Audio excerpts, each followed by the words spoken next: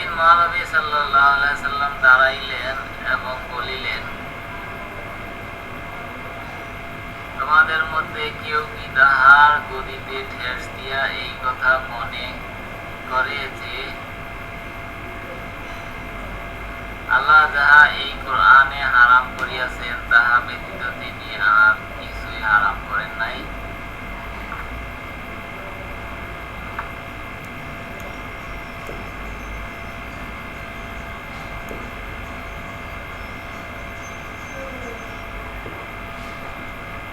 তোমরা জানিয়া রাখিও,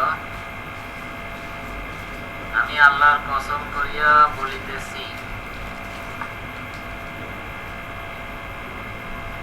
নিশ্চয়ই আমি তোমাদের অনেক বিষয় আদেশ দিয়াছি, উপদেশ দিয়াছি এবং অনেক বিষয় নিষেধ করিয়াছি। কত জানো?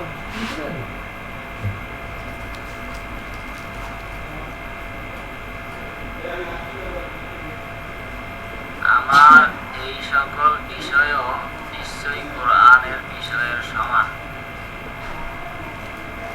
বরং তাহা হইতেও অধিক হইবে।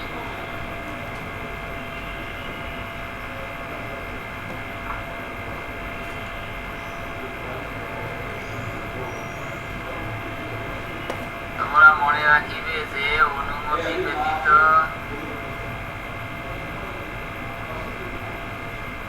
আহলে কিতাব জিম্মিদের বসত করে প্রবেশ করা,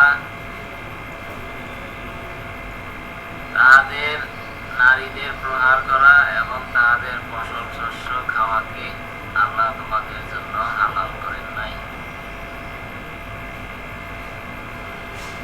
যদি তাহারা তাহাদের উপর নির্ধারিত কর আদায় করিয়া দেয়।